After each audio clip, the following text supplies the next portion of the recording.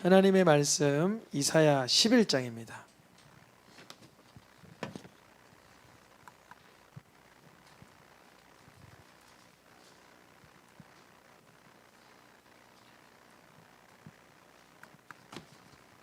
이사야 11장 10절 그리고 11절 나누어서 읽겠습니다. 제가 먼저 앞부분 읽겠습니다. 그날에 이새의 뿌리에서 한 싹이 나서 만민의 기치로 설 것이요 열방이 그에게로 돌아오리니 그가 거한 곳이 영화로우리라.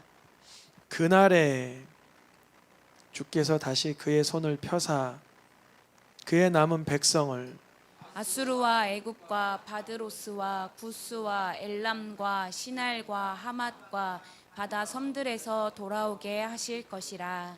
아멘. 남유다 선지자 이사야 오늘 11장인데요. 아마 12장까지 이렇게 진입을 할 것 같습니다. 우리가 11장 오늘 본문 2절 읽었는데 12장까지 하게 되면 이사야 전체 구조 가운데 큰 수건 사업 하나를 마친 거예요. 뭐냐면 우리가 오늘 11장을 읽었지만 12장에서 결론이 나는데 그러면 1장부터 12장까지를 마친 거죠. 그런데 여기에 대한 대부분의 내용은 남쪽 유다 선지자였던 이사야가 유다를 향한 하나님의 심판의 메시지를 지속적으로 전했었어요. 물론 그때마다 구원의 소식이 드리워 있었죠. 구원을 배제한 심판은 아니었어요. 더 나아가 메시아 예언도 상당히 봤는데 오늘 11장이 이사야 전체에서 하이라이트 중이죠. 하이라이트죠. 왜냐하면 메시아 예언이 가장 강력하게 나와 있어요. 오늘 1절부터 16절까지 내용을 보면 메시아가 오셔서 이루어지게 될 특별한 현상에 대해서 얘기를 해줍니다. 그리고 12장에서 그 메시아로 인한 찬양이 하나님께 올려드려지게 되면 13장부터는 바벨론에 대한 심판, 다메섹에 대한 심판, 구스에 대한 심판, 애굽에 대한 심판, 뭐 이런 이스라엘을 둘러싼 주변 열방에 대한 심판의 메시지가 또 14장 정도 흘러갑니다. 그리고 유다의 주변 지역, 그리고 인류 종말에 대한 심판에 대한 얘기가 마쳐지면은 이제 40장부터는 조금 분위기가 신약적인 분위기로 바뀌어서 회복에 대한 얘기, 유다의 회복, 유다의 심판을 얘기한 것이 유다의 회복으로, 열방에 대한 심판을 얘기한 것이 열방에 대한 회복으로, 종말론적인 심판에 대한 이야기가 종말론적인 회복에 대한, 그래서 요한계시록 끝장과 같은 분위기가 66장 끝에서 연출되죠. 하나님께 예배하는 자로서의 축복과 기쁨을 회복시키는, 이사야가 1장부터 66장 상당히 길지만 오늘 내용이 한번 쉼표를 찍을 수 있는 부분입니다. 오늘 11장이 메시아 예언에서 중요하다 그랬는데요. 오늘 사순절 첫날 예수님께서 순환 받으시며 부활하시고 승천하시고 성령을 보내주셔서 우리에게 어떠한 실제적 삶의 변화가 있는지를 되돌아보면 좋겠습니다. 오늘 1절 보면 이렇게 기록되어 있어요. 성경에서 그렇게 많이 나오는 단어는 아닌데 이새라는 사람이에요. 이새. 상당히 많이 나오는 인물은 모세, 아브라함, 다윗, 이 정도는 많이 나오는 인물이죠. 모세와 아브라함, 다윗은 신약에서도 여러 번 등장하죠. 근데 이새는 많이 등장하지 않아요. 근데 누구의 아버지죠? 다윗의 아버지입니다. 그래서 저는 참 재미나게도 이스라엘 2번째인가 3번째 갔을 때 이새의 무덤에 갔었어요. 그때 누가 같이 갔었죠? 간사님 보셨나 보다. 이새의 무덤이 있어요. 이새의 무덤. 그래서 이 다윗은 왕이었지만 이새는 왕이 아니었는데 왕의 아버지로 돼서 참 복받았다 그랬어요.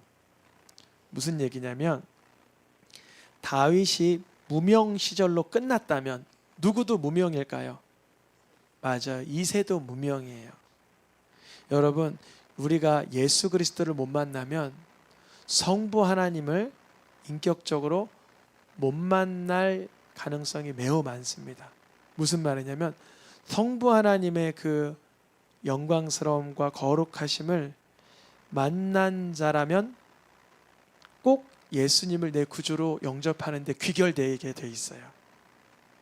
왜 갑자기 이런 얘기를 드리냐면 다윗을 알아야 누구를 알 수 있어요? 이새를 아는 거예요. 이새는 이새를만 두고는 몰라요. 왜냐하면 이새가 이렇게 드러난 존재가 아니었기 때문에. 다윗이 무명 시절 다윗의 아버지의 이름은 아주 조롱거리였어요. 이새의 아들, 그 사람에게 우리가 뭘 봐도 이렇게 놀림거리였어요. 다윗을 누구라고 불러요? 이새의? 왜 그렇게 불렀을까요? 이새가 업신여김 받을 만한 이름이라 여겨서 이새의 아들 이렇게 하면서 다윗을 깔봤던 거예요. 더 나아가서 다윗이 도망자의 신세였을 때 계속 이야기를 나눠드리면 뭐라 그래요? 이새의 아들은 누구냐 하면서 다윗이 도망가다가 사울 왕에게 쫓겨서 도망가다가도 이새의 아들이 누구냐 이렇게 누가 감히 이 시대에 사울의 아들이 누구냐 이렇게 말을 못하죠. 왜냐하면 사울이 왕이고 그의 아들들은 왕자이기 때문에. 다윗은 충분히 업신여길 만한 존재였어요. 그런데 왜 이새의 이름이 다시 회복이 되느냐? 누구 때문에? 다윗 때문에. 우리 성도님의 삶으로 인해서 하나님의 이름이 영광받기를 축복합니다. 요즘 시대의 교회, 성도, 크리스찬, 십자가, 복음, 예수, 목사 이런 이름들이 많이 조롱받거나 업신여김 받아도 다윗 시대처럼 이새의 아들은 누구냐 했던 것처럼 이러한 경험들과 비슷할 거예요. 그러나 우리가 하나님께 쓰임 받으면 주님께 영광 올려드릴 수 있는 줄 믿습니다. 뭔가 바로 이새의 아들 다윗이 하나님을 찬양하기 시작했어요. 이새의 아들 다윗이 하나님을 뭐 했다고요? 이스라엘의 노래 잘하는 자. 노래 잘하는 자가 누구예요? 다윗, 그 자기 자신을 말하는 거예요. 여러분 자기 자신에 대해 이렇게 칭찬해 주세요. 하나님께 찬양을 잘하는 내 입술아. 이렇게요. 우리 입술 어디다 쓸 거예요? 찬양하기. 제가 예전에 청년 때 이런 하나님 앞에 서원을 했어요. 제가 원래 목소리가 이렇게 걸걸하지 않아요. 제가 원래 청년 때 옥구슬 굴러간다 그랬어요. 목소리가 진짜로요. 다들 그렇게 얘기했어요. 옥구슬이 굴러간다. 너무 목소리가 좋아서 아주 낭낭했거든요. 근데 제가 뭐라고 기도했냐면 주님 목소리가 이렇게 다 이렇게 저 뭐라 그러죠? 사용되어도 좋습니다. 주님을 찬양하다가 목청을 드리고 싶습니다. 이런 기도를 했어요.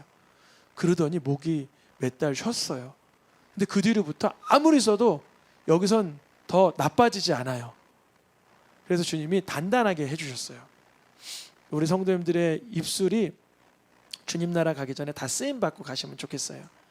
그 다윗이 또 잘한 게 또 뭔가 읽어보겠습니다. 이새의 아들 다윗의 기도가 끝나니라. 또 뭘 잘했어요? 기도를 잘했어요.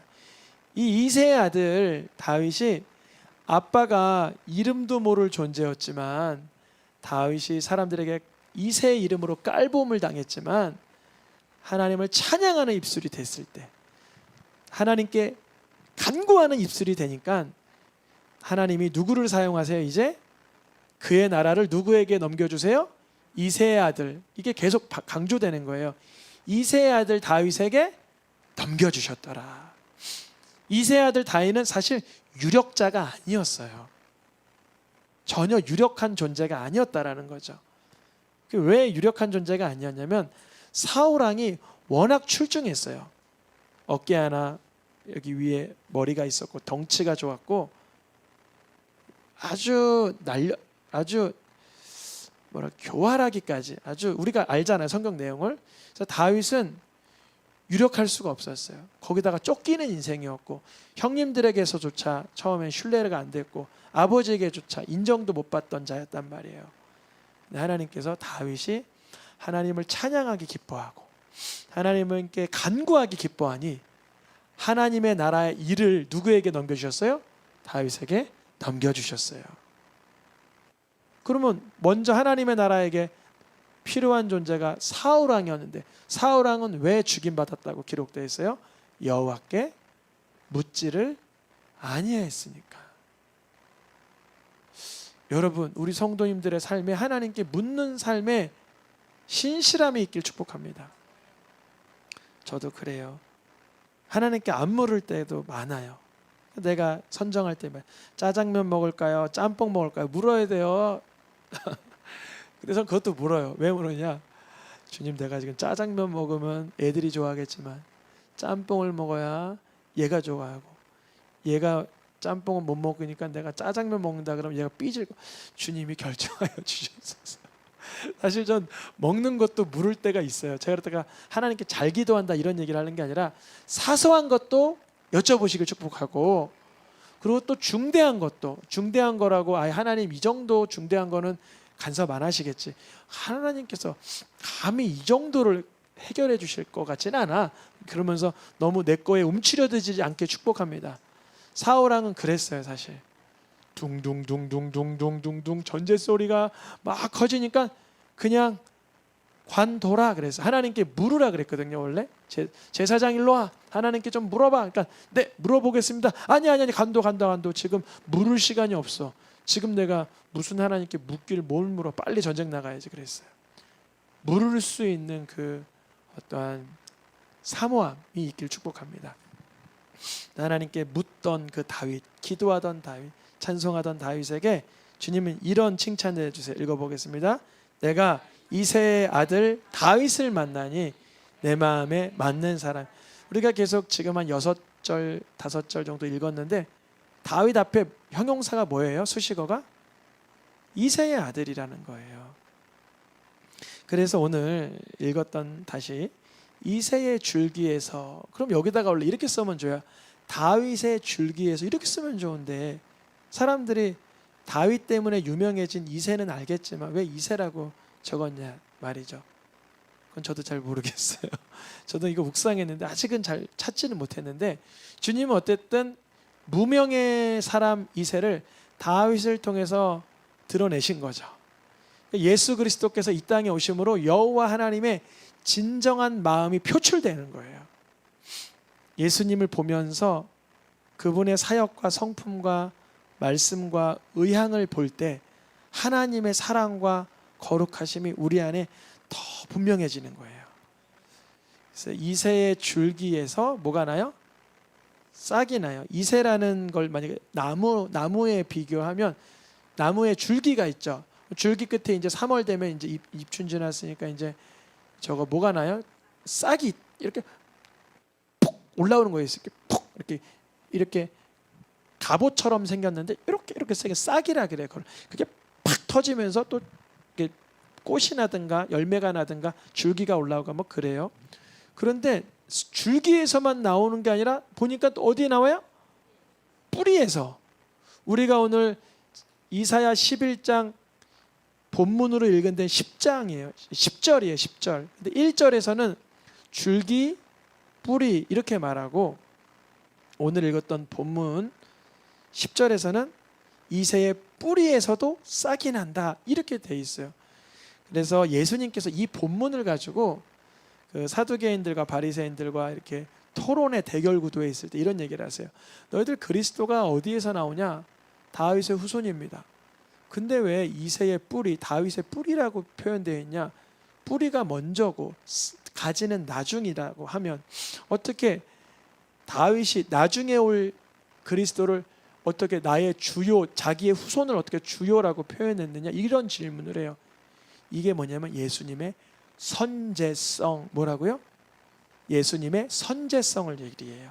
예수님은 육신으로는 2000년 전에 오셨지만 예수님이 성육신하기 전에 성삼위 하나님의 존재는 시작도 없고 끝도 없는 하나님, 성자 하나님이시라는 것을 이렇게 간접적으로 일러주시는 거예요. 이게 바로 10절의 이새의 뿌리, 오늘 이새의 뿌리 대한 뿌리에 대한 이야기입니다. 그런데 그분이 오시면, 그 메시아가 오시면 특징이 있는데, 어떤 특징을 가지고 있냐면, 그 사람을 보면 어떤 상태가 보여요? 여호와를 경외하는 영이 곁에서 느껴지는 거예요. 어떤 사람이 벌벌벌벌 떨고 있어. 뭐 그런 건 아니지만 벌벌벌벌 떨고 있어요. 왜 그래? 보니까 저 뒤에서 자기 상관이 오는 거예요. 예를 들어서 그 사람이 벌벌벌벌 떠는 거죠. 근데 여호와를 경외한다는 게 뭐 바들바들 떠는 건 아니겠지만, 예수님은 사람들과 대화하거나 기적이 나타나거나 어떤 일이 있어도 예수님 자신이 영광 받는 것이 아니라 아버지 하나님께 영광 갈 수 있는 그 태도와 마인드와 생각과 가치관을 늘 겸비하고 계셨다는 거예요. 그래서 세례 요한이 보니까, 예수님을 보니까 뭐라고 증언해요? 성령이 그 속에 항상 머물러 있더라. 그렇게 본 거예요. 누가요? 예수님의 사촌 형님이.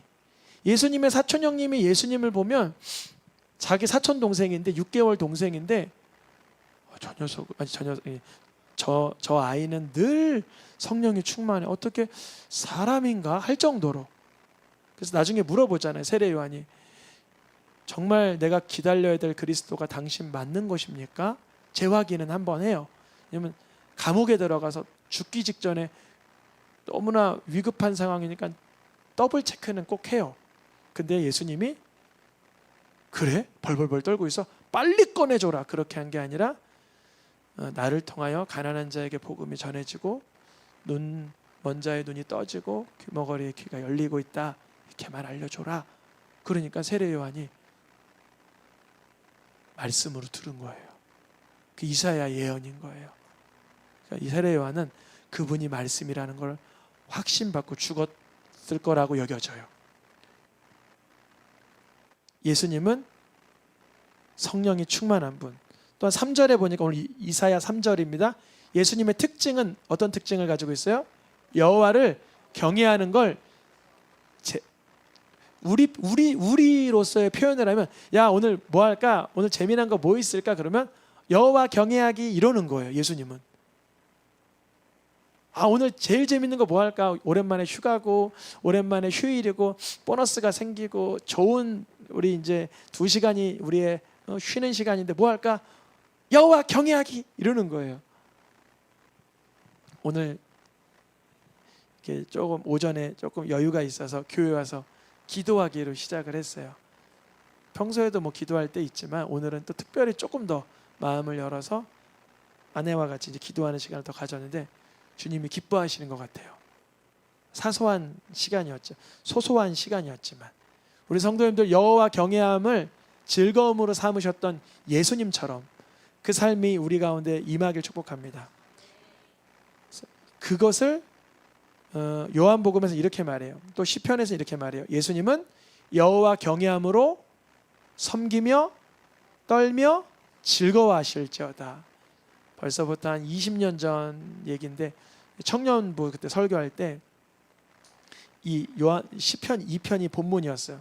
어떤 청년이, 제가 그때 전도사님이었는데도 지금도 잘 못하지만 더 못했을 텐데 엄청 은혜를 받았나 봐요. 자신은 여호와 경외하는 게 너무 기쁨인데 이런 말씀이 있는 걸 이제 알았다는 거예요. 여러분, 여호와 경외하기를 뭐 하는 거라? 즐거워하는 거라, 기뻐하는 거라 이러는 거예요. 예수님은 예수님의 감정대로 판단하거나 심판하지 않고 예수님을 보내신 성부 하나님의 뜻대로 하니까 예수님의 심판은 뭐 하시나? 의로우시니라. 이 예고가 이사야 11장 3절 메시아 예언에 그가 보는 대로 들리는 대로 심판하거나 판단하지 않았다 그래요. 예수님이 만약에 보는 대로 심판했거나 들리는 대로 심판했으면 큰일 나죠. 사두개인들 바리새인들 예수님 눈에 다 보였거든요. 그 속셈이, 그 꼼수가, 그 나쁜 의도가 다 보이고 다 들렸어요. 근데 예수님은 그렇게 하지 않으시고 끝까지 친절하게 가르쳐 주시고 회개하도록 좀 타협도 해주시고 협상도 해주시고 그들의 마음을 이렇게 어루만져 주셨어요.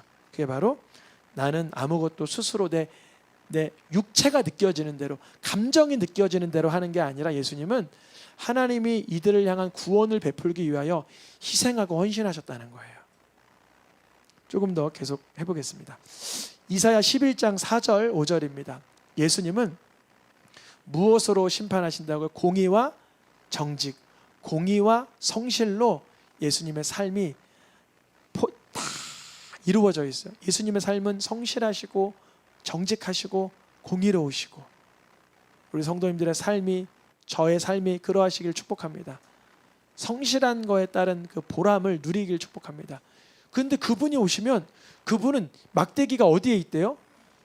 입에 있대요. 실력과 능력이 어디 있대요? 입술에 있다는 거예요. 그래서 그 말씀이 어떤 인물에게서 성취됐나 보니까 데살로니가전 후서나 계시록에 보면 누구에게서 성취됐어요? 예수님의 입의 능력으로, 기운으로. 그 입에서 뭐가 나가요? 범이 나가요. 그래서 저도 항상 그런 건 아닌데 간혹 말씀을 읽다가 그 말씀이 나를 이렇게 수술할 때가 있어요. 수술, 뭐 1년에 한두 번인지 모르겠지만 나를 이렇게 수술시킬 때가 있어요. 그럼 주님은 수술하고 버려둘까요? 회복시킬까요? 완벽하게 회복시켜 주세요. 아픔의 문제, 갈등의 문제, 이런 것들을 말씀으로 깨닫게 하시고, 예수님 뭐라 그랬어요? 내 입의 검으로 싸우고 내 입의 검에 예리한 검에 나오고. 이 말씀이 이사야에만 방금 전에 기록된 게 아니라 데살로니가 후서, 계시록에서 예수님을 예표했던 말씀을 그대로 성취되고 있음을 보여주고 있습니다. 그러니까 우리가 오늘 읽은 이사야 11장은 메시아 예언의 하이라이트, 절정이라고 하는 이유가 그러합니다. 그분이 오시면 이러한 사역을 하시고 이러한 태도를 가지시고 이러한 모습이실 텐데, 그러면 그 예수님이 오시면 환경과 삶은 어떻게 바뀌는가? 한번 녹색 글씨만 같이 읽어보겠습니다. 시작. 함께, 함께, 함께, 함께, 함께. 이 본문의 의도는 우리가 오늘 찬양할 마지막 찬양이 사막에 샘이 넘쳐 흐르리라, 이 찬양을 하려고 하는데요. 이리, 양, 염소, 사자, 곰, 이게 뭐가 기적? 이건 기적이 아니죠. 그냥 이리가 저기에 살고 있고 표범이 저기 살고 있고 염소가 여기 살고 있는 건 기적이 아닌데, 그게 함께하면 기적인 거예요. 함께하면, 이게 함께한다는 게 이게 죄가 드러나온 세상에선 불가능해진 상황이에요. 왜냐하면 잡아먹기 때문에, 잡아먹히고 두려워하고 공격하기 때문에 안 된다는 거잖아요, 원래. 근데 메시아가 오시면, 그분의 임재가 나타나면, 성령이 역사하시면 이런 기이한 일이 일어난다는 거예요. 우리 성도님들의 삶에 그간 양과 이리, 염소와 표범, 사자와 송아지 같은 그러한 형편이 함께의 기적이 일어나길 축복합니다. 이게 위대한 거예요. 엄청 위대한 거예요. 사실 경험을 안 해보면 모르는 거죠. 우리가 근데 이 본문을 어린애들은 잘 와닿지 않을 수도 있지만 어른들은 더 와닿잖아요. 야, 표범하고 어린 염소가 어떻게 함께 누워? 표범이 염소를 잡아먹고 싶어서 안달이 나겠지. 또 곰이 소를 뜯어먹으려고 그러겠지. 사자가 소처럼 어떻게 풀을 먹어? 불가능하죠. 주님께서 메시아 대신 예수님이 오시면, 우리 안에 임재하시고 나타나시면 이런 특별한 일이 일어난다는 거예요. 더 세게 얘기하죠. 이 젖 먹는 아기가 1살짜리겠죠? 2살짜리도 안 되겠죠? 독사의 구멍에다가 이렇게 원래 뭐가 물어야 되죠? 독사가 물어야 되잖아요. 물어요? 안 물어요. 젖된 아이, 조금 더 걷는, 아장아장 걷는 아이겠죠. 젖된 아이면 얘가 또 독사의 굴에 손을 넣어요. 어떻게 돼요? 넣을 것이라, 장난하며 넣을 것이라 그러더니만 엄청 물렸더라. 이렇게 안 끝나고, 하나님을 인정하는 데서는 해됨이나 상함이 없게 되는 기적이 나타난다. 이것을 사도 바울이 이제 선교 여행 중에 경험하는 거죠. 독사에 물렸잖아요, 진짜. 근데 그가 불 가운데 털어내고 보니까 아무 일 없어요. 그래서 우리 성도님들 독사 볼 때마다 손을 갖다 대라는 얘기는 아니고, 주님의 일을 할 때 염려하고 근심하고 걱정하기보다 더 많이 신뢰하길 축복합니다. 여호와를 아는 지식이 세상에 충만하게 되면서 이러한 기이한 일들이 예수님 안에서 일어난다는 거예요. 이 얘기를 계시록에서 또한 구약의 하박국에서도 같은 얘기를 하고 있습니다. 방금 전에 뭐가 없었죠? 해됨이나 상함이 없었다. 근데 요한계시록에 뭐가 없대요? 사망, 애통하는 거, 아픈 거가 다시는 없게 된다. 근데 우리는 여러분 안타깝지만 아프잖아요. 저도 지난주에 뭐 여기 위가 아프다든지 어디지 여기 갈비뼈가 아프다든지 여기가 찢어졌다든지 뭐 그렇단 말이죠. 근데 이 말씀은 우리에게 어떻게 적용되고 어떻게 누려지냐? 이 말씀이 정말 종말론적으로, 우주적 종말론적으로 5,000년이나 뒤에 지나야 일어날 일이라면, 우리랑 아무 상관없는 일이라면 말씀 읽을 필요가 별로 없죠. 그러면 나중에 일어날 일이고 나랑 상관없다면. 근데 우리 성도님들에게 예수님을 깊이 알아가는, 하나님의 영광을 인정하게 되는 과정 가운데 고통과 사망과 애통과 아픈 것들이 사라져가게 되는 특별한 축복이 임하길 축복합니다. 그래서 이러한 메시아가 오실 때 그러한 이적이 계속 나타나니까 열방의 유다의 주변국들이 누구에게로 오냐면 이새의 뿌리, 그 이름 모를 유명하지 않았던 이새의 뿌리로 오실 그 예수 그리스도를 통하여서 만민이 그에게로 돌아온다는 거예요. 이거를 사도 바울은 로마서에서 뭐라고 인용을 하냐, 똑같은 말씀을 뭐라고 인용하냐면 열방은 그에게 뭘 두리라? 소망을 두리라. 이게 성취가 된 거예요. 오늘날 2025년을 살고 있는 우리 중에 예수님께 소망을 두는 자가 상당히 많아요. 너무 신기한 거잖아요. 인간들이 그동안 수천 년 역사 가운데 어디에 소망을 뒀어요? 쾌락, 만용, 야망, 욕망, 지식, 인정욕구, 교만, 완악, 탐욕, 탐심, 이런 거가 소망이었는데 신기하게도 유럽, 아메리카, 뭐 아시아, 아프리카 할 거 없이 대륙 곳곳마다 예수께 소망 둔 자가 일어난다는 거예요. 이거는 실천적 그리고 실현적 예언인 거예요. 그게 일어나고 있다는 거예요. 제가 요새 AI 잘 쓴다 그랬잖아요. AI에다 물어봤어요. 이사야 11장의 예언은 어떻게 생각해? 물어보니까 예수 그리스도를 통해서 오늘날에도 이루어질 일입니다. 이렇게 말해주는 거예요. AI 로봇도 알고 있어요. 우리도 알아야 돼요. 그러니까 내가 예수님께 소망을 둘 때 신비로운 일들이 일어난다는 거예요. 어떤 일일까요? 이사야가 활약하던 그 당시에는 이게 신기한 일이었어요. 뭐냐면 그날이 뭐예요? 하나님의 구원자이신 예수 그리스도, 그 메시아가 오시는 날에는 주님께서 남은 자 이야기 했었죠. 지난주 남은 자 하나님께 믿음의 여지를 남겨둔 자들을 회복시킬 것이다. 그들을 모으실 것이다. 이게 바로 뭐예요? 스알야숲, 남은 자는 돌아온다.